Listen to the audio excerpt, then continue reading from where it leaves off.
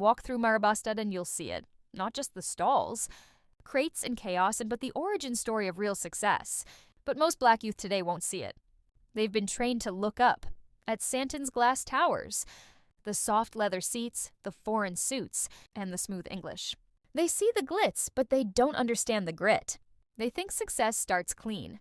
They think money starts with Wi-Fi and laptops in co-working spaces. They don't know that many of those same moguls they worship started in places like Marabastad, dirty, sweaty, disrespected. Because that's where real entrepreneurship lives. I don't say this to mock. I say it because I care. I feel sorry for my people. We've fallen for the lie that business starts on Instagram. We don't know that wealth is born in noise. Heat, dust, cheap shoes, and deep hustle. The sad disconnection. Go ask the average black youth in the suburbs what Marabastad is. They'll shrug or look down on it. They've been programmed to believe that success must smell like cologne in boardrooms. They don't know that the smell of sweat is the smell of gold in the making. They were never taught that. Selling tomatoes on the pavement is the first step to owning land. Fixing shoes on a crate could fund your child's university. Installing solar panels could become a nationwide empire. Instead, they dream of LinkedIn positions, not realizing the boss they want to work for built his first fortune in a shack, not a skyscraper. The People's Capitalism truth. People's Capitalism says, start dirty, finish clean. Start with your hands before you use your mouth. Start with the ground before you aim for the sky. If we don't teach our youth that Marabastad is a university, we'll raise another generation of beggars who despise the very ladder that could lift them. We must break this illusion. Not every suit in Sandton is clean. Many of them come from the dust. Not every street trader is poor. Some are silent millionaires. Not every job is safer than a hustle. Your job can disappear. Your hustle stays yours. To the black youth of South Africa, don't wait for clean. Build from the dirt. That's where your true power lives.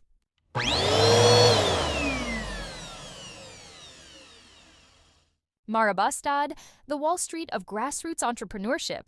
In the vibrant heart of Pretoria, South Africa, lies Marabastad, a thriving economic hub that serves as the Wall Street of the grassroots economy.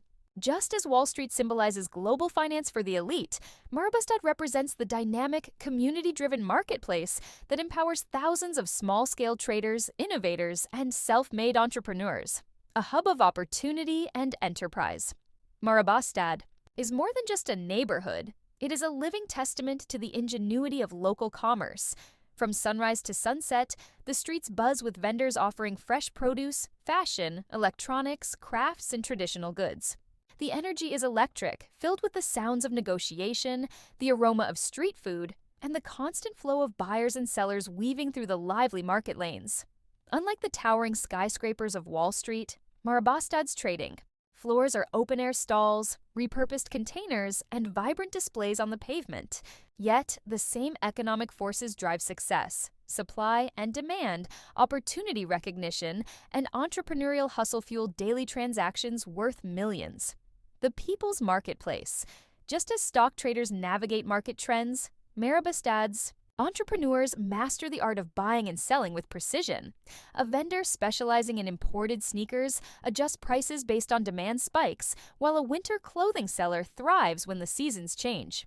The marketplace operates on agility, trust, and deep community networks, where deals are sealed with handshakes and market news spreads faster than any financial ticker. This is an economy built on relationships, where credit is extended based on reputation, and collective savings groups, Stockvels, act as community banks. Supply chains stretch across borders, linking traders to markets in Zimbabwe, Mozambique, and beyond, proving that grassroots commerce is both resilient and globally connected. Strength in community and adaptability. While Marabastad's entrepreneurs face challenges, such as regulatory hurdles and competition from larger retailers, their adaptability is unmatched.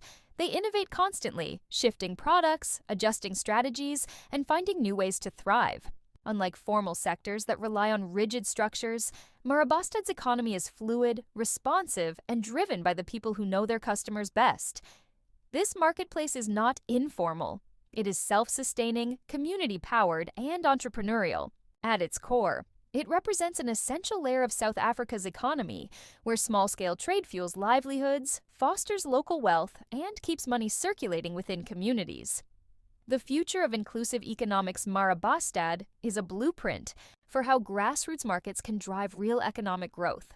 If Wall Street represents corporate finance, Marabastad embodies democratic commerce, where success is earned through hard work, creativity, and the collective strength of traders.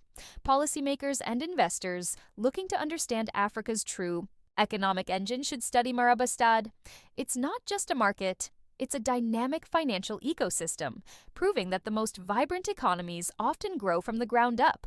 Conclusion: Marabastad may not have the marble floors of Wall Street, but it has something even more powerful: the spirit of self-determination.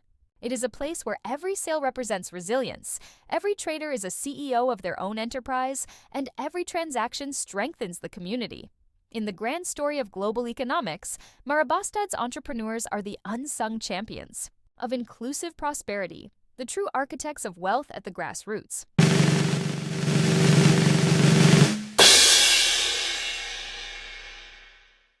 The Indians of South Africa are the personification of business, enterprise, innovation, and entrepreneurship. They drive most of the retail at the bottom of the pyramid. That is the reason we say the Indian in South Africa represents the very heart of South Africa. By that fact, we mean that they serve the masses of the people of South Africa with economical yet quality goods. Over the years, they have developed talent to scout, develop, and innovate, as well as adapt products in such a way that the masses of the poor are able to afford products that are of very high quality, yet very economical. Among Black South Africans, there is a well-known saying, "An Indian becomes wealthy with just one banana." At first glance, it may sound like a simple proverb, but it carries deep admiration for the Indian community's entrepreneurial spirit, resilience, and long-term thinking. Across many African townships and inner cities, this saying is spoken with respect, not as sarcasm, but as a reflection of a cultural truth observed over generations. What this saying captures is the essence of starting small, thinking smart, and growing steadily. It tells the story of how a person can buy a few bananas, set up a small table on a street corner, and begin trading. From those modest beginnings, day after day, profit is reinvested, relationships are built with suppliers and customers, and soon that one banana becomes a fruit stall, a grocery store, then a chain. It is not magic. It is mindset. The Indian community in South Africa and across the continent has shown that wealth does not begin with capital. It begins with attitude. This is a community that understands margins, hustle, and the power of consistency.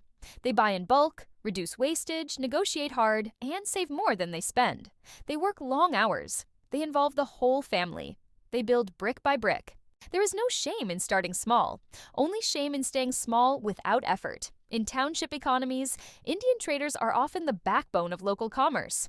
Whether it is a corner shop, a fabric store, a spice wholesaler, or a cell phone dealer, their presence is felt because of this principle.